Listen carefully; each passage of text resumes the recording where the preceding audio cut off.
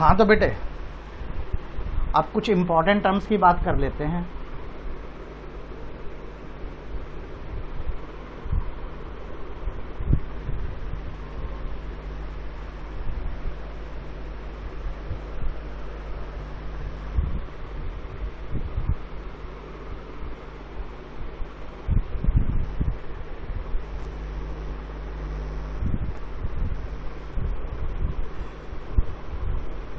आज की class start कर रहे हैं बेटे। जो लास्ट क्लास आपको दी थी उसी के कंटिन्यूएशन में है।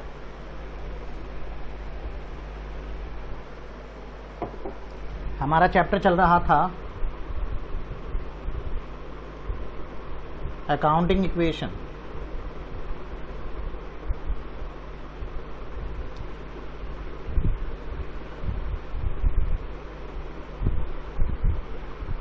हमारे पास जो बैलेंस था एग्जाम्पल के बाद में कैश आ रहा था हमारे पास 1,70,000। स्टॉक था हमारे पास, पिछली वाली वीडियो को बेटा जरूर देखें, उसी से ये बैलेंस उठाए हैं मैंने लास्ट में। स्टॉक 40,000 और मशीन का बैलेंस था 80,000। क्रेडिटर्स थे प्लस लोन था प्लस कैपिटल। क्रेडिटर थे बेटे हमारे 2,000, लोन था हमारा 1,00,000,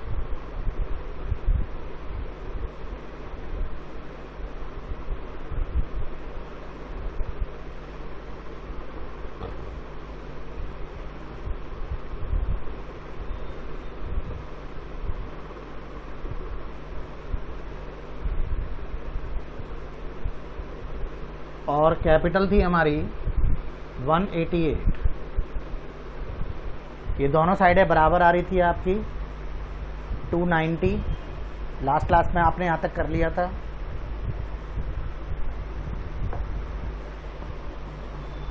आज बेटे हम कुछ नई चीजें सीखेंगे। सम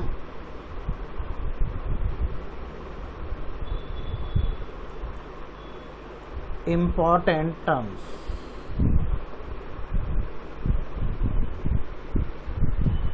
Some important terms।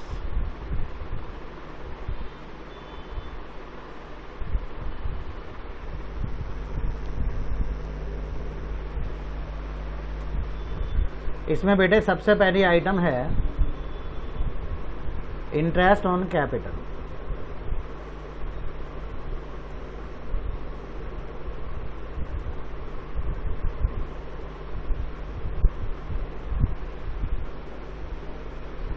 बेटे इंटरेस्ट ऑन कैपिटल कौन किसको देता है?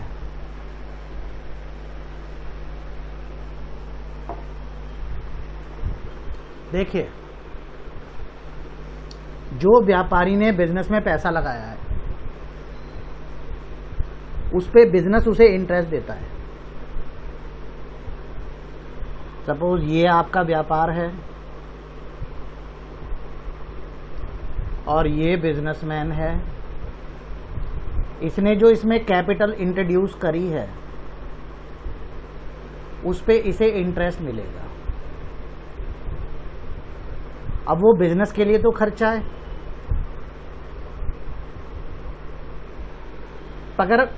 मगर ये पैसा बिजनेसमैन को कैसे दे? तो उसकी कैपिटल में जोड़ देंगे। अब देखिए, बहुत ध्यान से बात सुनना। आपने ब्याज देना है तो कैपिटल में जोड़ दिया, और ये बिजनेस का खर्चा इसलिए कैपिटल में से माइनस भी होगा। तो यानी कि इसका ट्रीटमेंट अगर मैं आपसे कहूं तो बहुत आराम से समझिएगा जरा,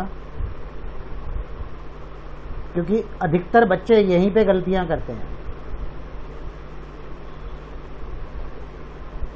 पहले लिख लीजिए इसके बारे में।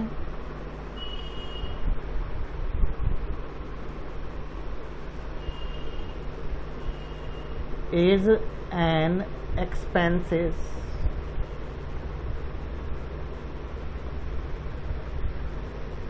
For the business. भाई बिजनेस को देना पड़ेगा तो बिजनेस का खर्चा, एंड दस कैपिटल इज रिड्यूस, और कैपिटल कम हो जाएगी खर्चे से। On the other hand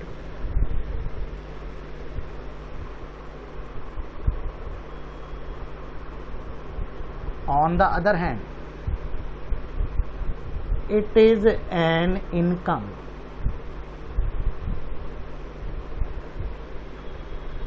for the proprietor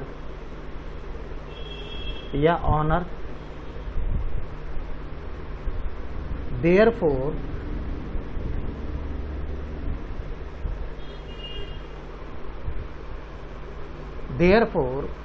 add it to capital।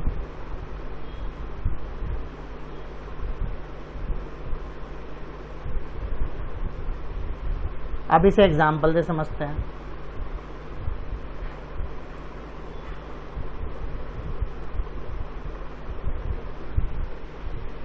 Interest on capital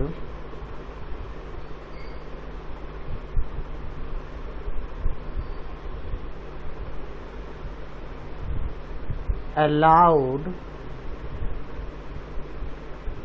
at the rate 10% per annum. अब पहले आप अपनी पुरानी चीजें उतार लीजिए, जो ऊपर बैलेंस चल रहा था। कैश आ गया, स्टॉक आ गया, प्लस मशीन आ गई, क्रेडिटर्स आ गए,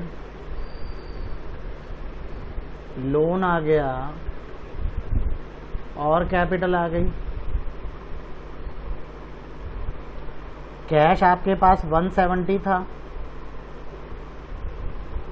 स्टॉक आपके पास 40 था, मशीन आपके पास 80 की थी, क्रेडिटर्स 2000 के थे, लोन 1 लाख का था, और कैपिटल 188 की थी। ठीक है। अब आप इंटरेस्ट दे रहे हैं तो बिजनेस का खर्चा है तो माइनस होगा। कैपिटल में से 18,800 10% है, 1,88,000 का, और कैपिटल में ऐड होगा ऑनर की में, क्योंकि उसके लिए इनकम है। तो एक बार कैपिटल में प्लस, एक बार कैपिटल में माइनस, तो इसका नेट इम्पैक्ट क्या रह जाएगा? नेट इम्पैक्ट कुछ भी नहीं पड़ेगा। अब आप बच्चे जो हैं बड़े शरारती होते हैं।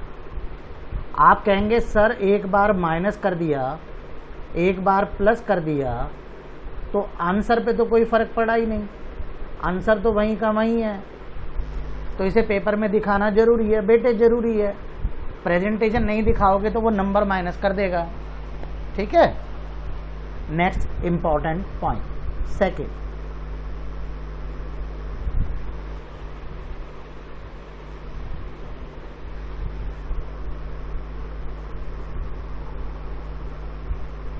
Interest on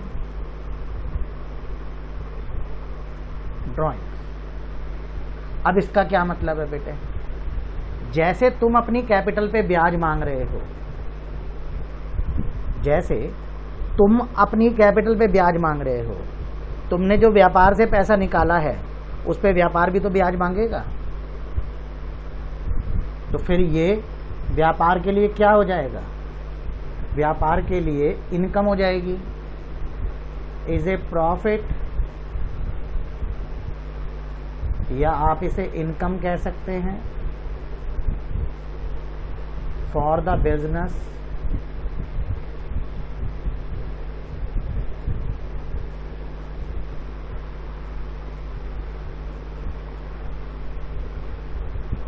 therefore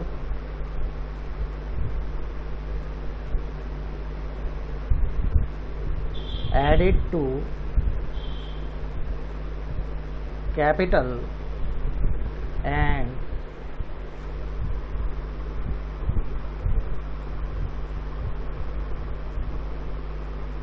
it is a loss, या आप एक्सपेंसेस भी कह सकते हैं, ठीक है ना। It is a loss, expenses for the proprietor या honour, hence reduced from capital। अब बेटे पहले तो आपको वही अपनी इक्वेशन उतारनी पड़ेगी। इक्वेशन दे रखी है आपके सामने, इक्वेशन देखिए। आपके पास सबसे पहले कैश है, फिर स्टॉक है, फिर मशीन है, फिर क्रेडिटर्स हैं,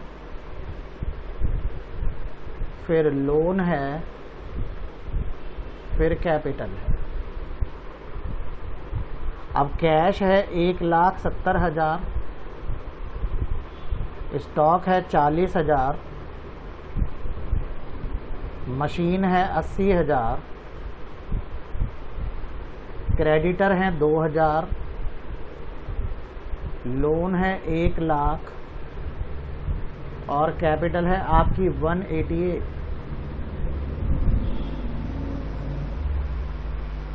अब एग्जाम्पल लिखते हैं आप अपना।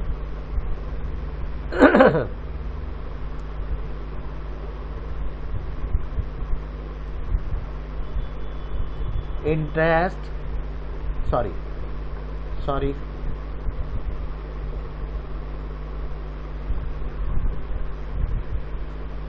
Amount withdrawn from business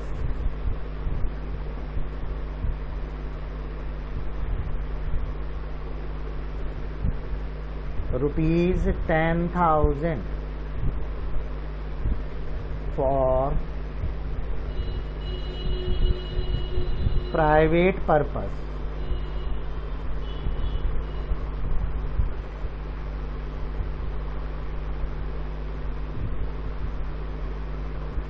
Interest on drawing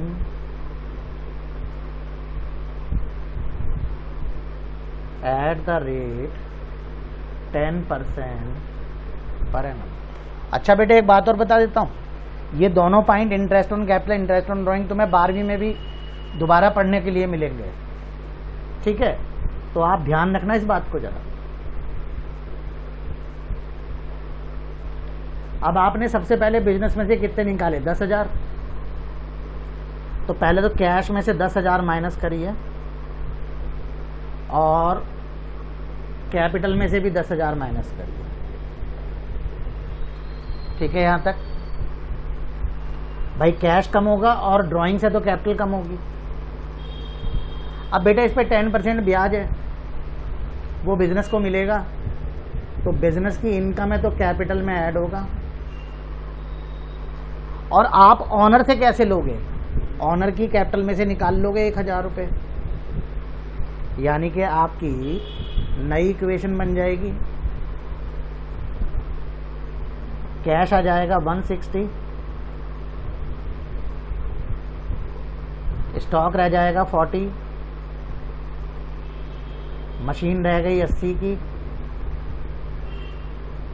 creditor 2,000 के, लोन 1,00,000 का और कैपिटल 178 की। ध्यान रखना टोटल करते चलना है, टोटल नहीं भूलना है।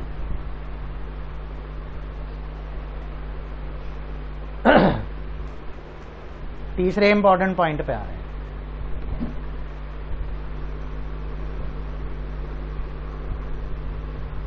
Third important point,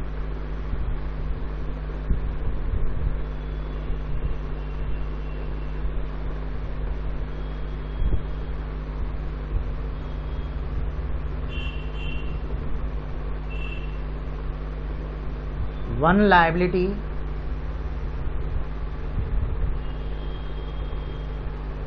increases and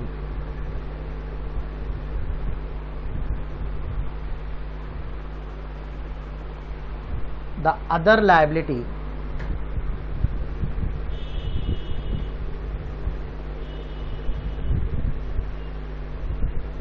decreases। ठीक है बेटा जी, बहुत ध्यान से सुनिए।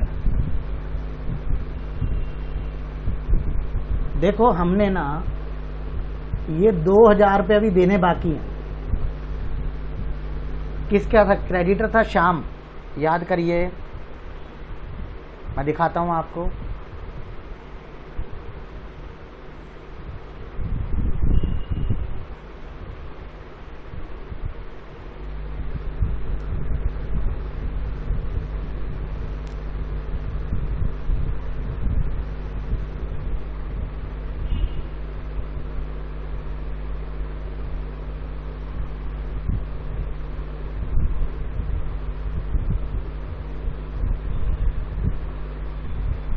बेटे क्रेडिटर था हमारा श्याम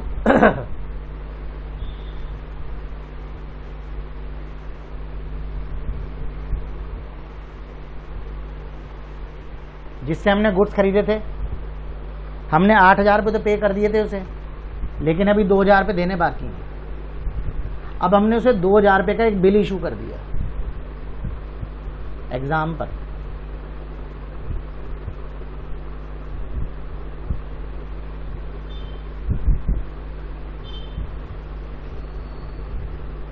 बिल्स पेबल, आपको तो पता है बिल्स पेबल लायबिलिटी होती है ₹2000 इशू टू श्याम। श्याम कौन था? क्रेडिटर। अब होगा क्या? सबसे पहले आप अपनी इक्वेशन लिखिए। कैश, स्टॉक, मशीन, क्रेडिटर्स,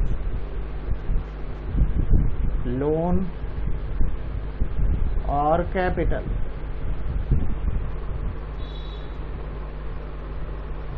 बेटे कैश है हमारे पास 160, स्टॉक है हमारे पास 40 का, मशीन है हमारे पास 80 की, क्रेडिटर हैं 2000 के, लोन है 1 लाख का और कैपिटल है 178। अब आपने बीपी इशू कर दिया है तो पहली बात तो क्रेडिटर खत्म हो जाएंगे, पर एक नई लायबिलिटी बढ़ जाएगी बिल्स पेबल। तो यहाँ पे थोड़ा ये इक्वल का निशान जो है मैं थोड़ा यहाँ से हटा के इधर कर देता हूँ, यहाँ कर देता हूँ। तो एक नई लायबिलिटी बढ़ गई बीपी,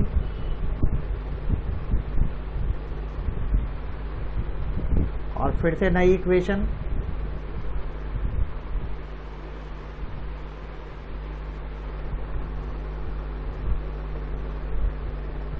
अब नई इक्वेशन में आपका कैश आ गया 160, स्टॉक आ गया 40 का, 80 का, बीपी 2000 से, क्रेडिटर 0, लोन 1 लाख से और कैपिटल 178 से।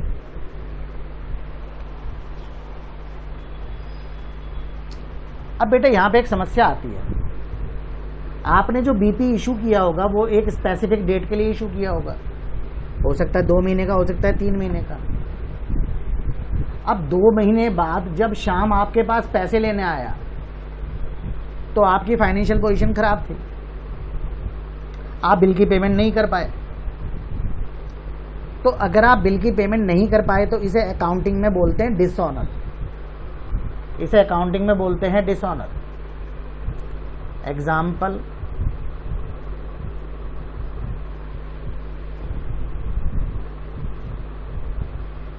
ऑन ड्यू डेट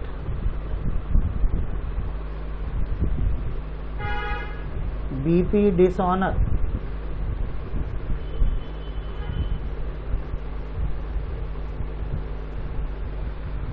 अब बेटे शाम तो आपसे पैसे मांगेगा, तो पहली बात आपका बीपी कैंसिल हो गया 2000 से और शाम फिर से क्रेडिटर बन गया 2000 से, शाम फिर से क्रेडिटर बन गया और फिर से नई इक्वेशन आ गई,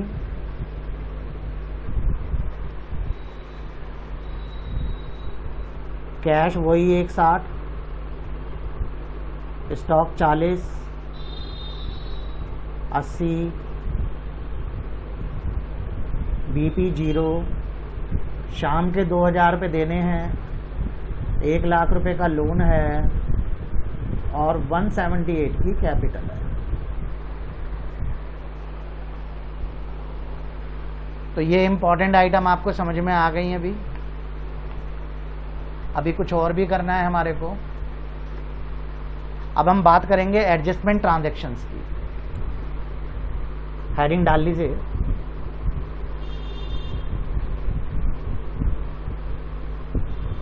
इफेक्ट ऑफ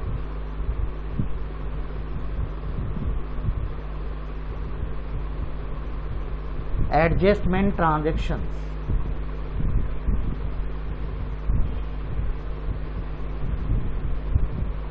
on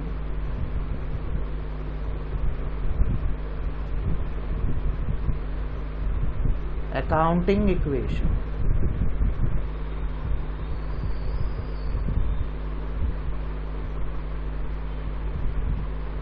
तो बेटे हमारी एडजस्टमेंट ट्रांजैक्शन 4 तरीके की होती है। सबसे पहली होती है हमारी number 1, outstanding expenses.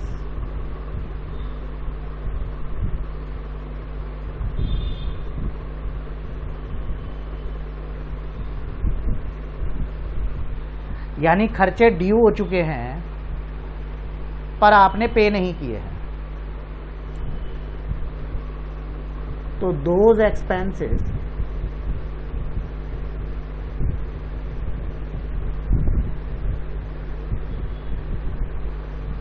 which have been incurred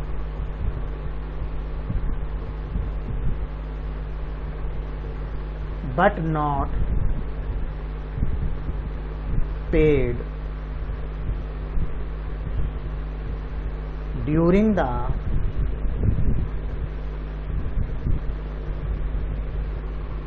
current accounting period।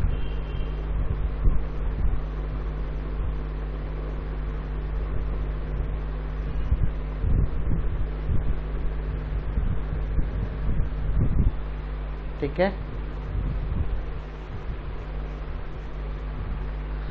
आराम आराम से चलना है बेटे, कोई जल्दी नहीं है। इसका मतलब ये है कि खर्चा इनकर हो चुका है, ड्यू हो चुका है, मगर अभी आपने पे नहीं किया है।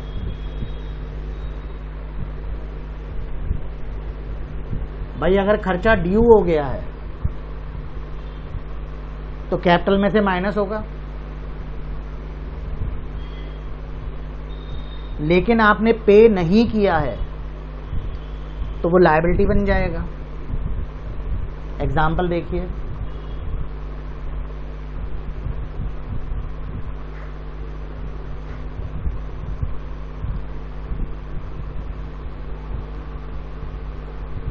Salary due but not paid ₹2000।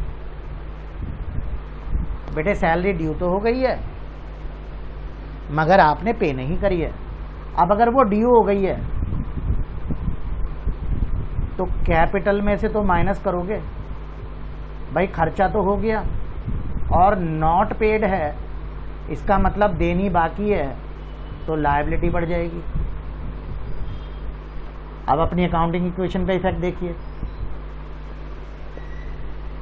Accounting equation में हमारे पास कैश था 160 का, स्टॉक था 40 का, मशीन थी 80 की, creditors plus lone plus capital. बेटे बीपी तो 0 हो चुका है, क्रेडिटर 2000 के, लोन 1 लाख का और कैपिटल 178।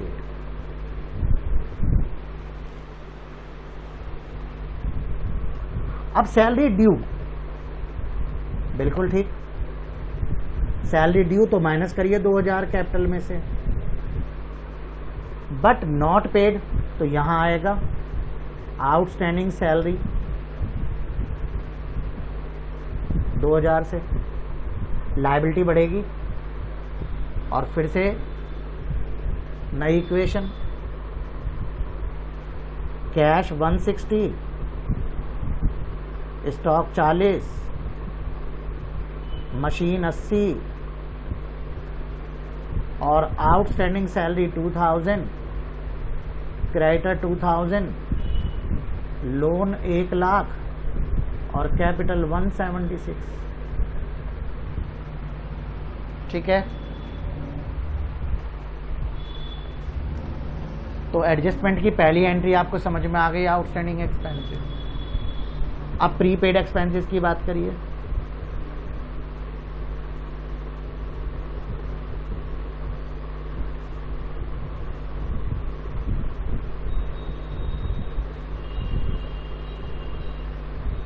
मैंने प्रीपेड एक्सपेंसेस का आपको एक बहुत बढ़िया एग्जाम्पल कराया था मोबाइल रिचार्ज का, अगर आपको याद हो तो। अगर आपने मेरी वीडियो देखी है तो मैंने प्रीपेड एक्सपेंसेस का आपको रिचार्ज का एग्जाम्पल कराया था कि हम अगर आज रिचार्ज कराते हैं 3 महीने का, तो 3 महीने तक उस पैसे को हम यूज करते हैं, तो they are not yet due, ये ड्यू नहीं हुए हैं, बट पेड, पर पे कर दिए हैं। अगर बेटे पे कर दिए तो कैश तो कम हो जाएगा, कैश तो गया, पर अभी ड्यू नहीं थे,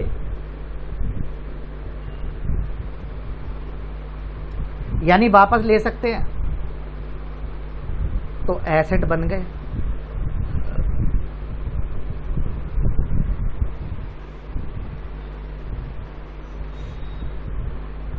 एग्जाम्पल से देखते हैं।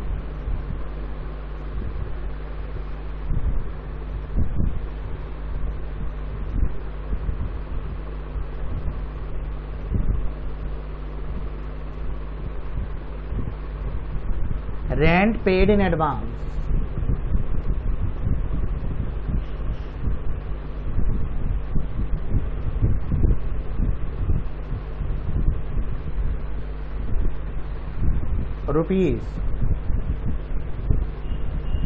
₹1000।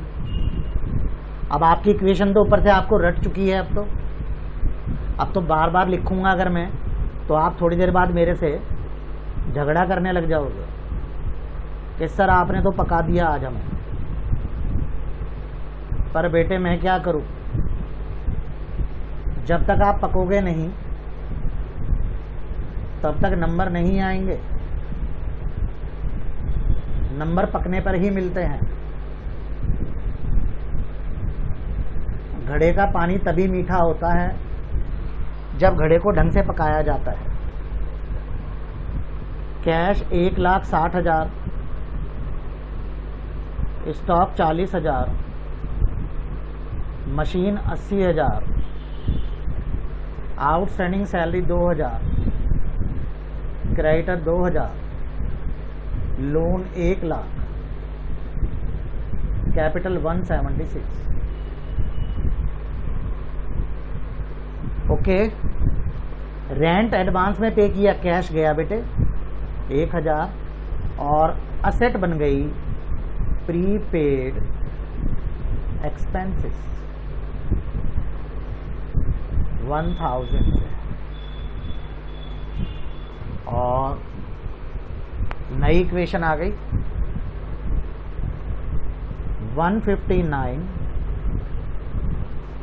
Plus 40 plus 80 plus 1,000 plus 2,000 plus 2,000 plus 1,00,176।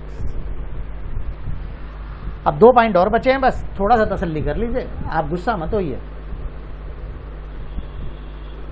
तीसरा पॉइंट है हमारा आउटस्टैंडिंग इनकम।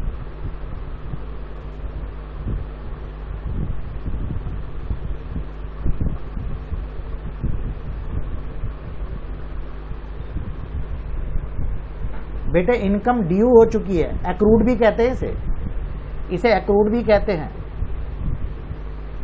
इनकम एक्रूड हो चुकी है, ड्यू हो चुकी है, मगर मिली नहीं। That income which has been earned but not received during the current accounting period।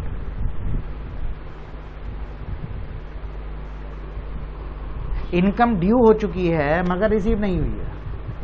बेटे आपने कमा ली है तो कैपिटल में ऐड होगी, पर अभी रिसीव नहीं हुई है तो एसेट्स कहलाएगी। अब मैं ये जो ब्लू वाला लिखा हुआ है इसको दोबारा नहीं लिख रहा, आप गुस्सा हो रहे हो मेरे से, मैं सीधा एग्जाम्पल लिख रहा हूँ।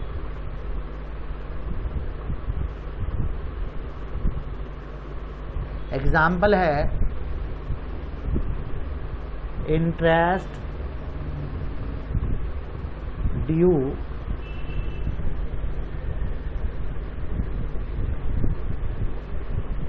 But not received ₹5,000। अब बेटे इंटरेस्ट ड्यू हो गया है तो कैश तो एज इट इज रहेगा 159, स्टॉक भी 40 एज इट इज रहेगा, मशीन भी 80 एज इट इज रहेगी, प्रीपेड एक्सपेंसेस भी एज इट इज रहेंगे, पर एक इनकम बढ़ जाएगी आउटस्टैंडिंग इनकम 5,000 से, और इधर आउटस्टैंडिंग सैलरी 2,000 सेम रहेगी, क्रेडिटर 2,000 सेम रहेंगे, लोन 1,00,000 सेम रहेगा, कैपिटल 176 में जो आपकी इनकम ड्यू हो चुकी है वो ऐड हो जाएगी। बोलिए, अब फिर से नई equation 159 plus 40 plus 80 plus 1,000 plus 5,000 2000, 2000, 1,00,000, 1,81,000। बेटे ये सारा का सारा काम कॉन्सेप्ट रजिस्टर में उतारना है, अच्छी तरीके से समझ लीजिए। बस अब हम लास्ट पॉइंट पे आने वाले हैं, चिंता ना करो, अब आप खुश हो जाओ। बस लास्ट पॉइंट आ गया अब हमारा। लास्ट पॉइंट है बेटे चौथे नंबर का, इनकम रिसीव्ड इन एडवांस।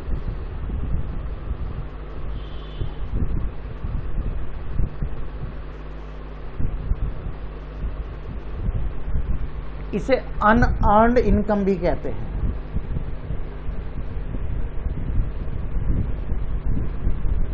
इसको अनअर्न्ड इनकम भी कहते हैं। क्या होती है ये, सुनिए ध्यान से।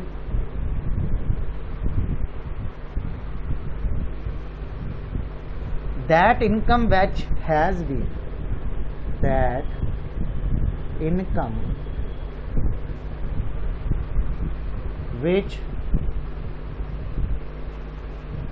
has been received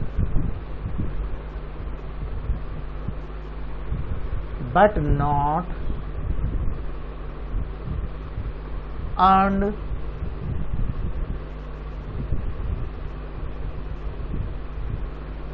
during the current accounting period।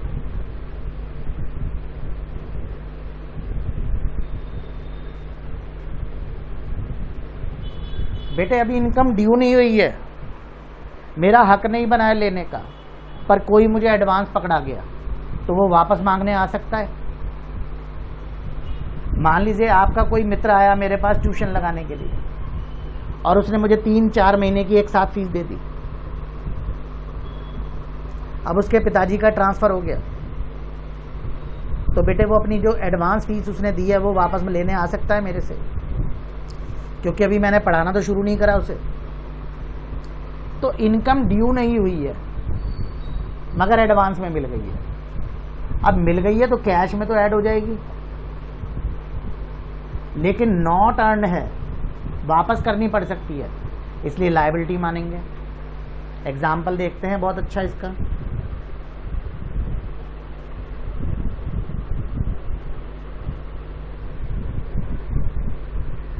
Example है बेटे, रेंट रिसीव्ड इन एडवांस ₹4,000। अब देखो थोड़ी देर के लिए मैं अपनी इक्वेशन दोबारा से लिख लेता हूं, अब नाराज मत होना, है ना। एक बार जरा पूरी इक्वेशन दोबारा से लिख लेता हूं। सबसे पहले कैश था, बोलो बोलो, फिर स्टॉक था, फिर मशीन थी, बोलिए, फिर प्रीपेड एक्सपेंसेस थे, फिर आउटस्टैंडिंग इनकम थी, फिर इधर क्रेडिटर थे,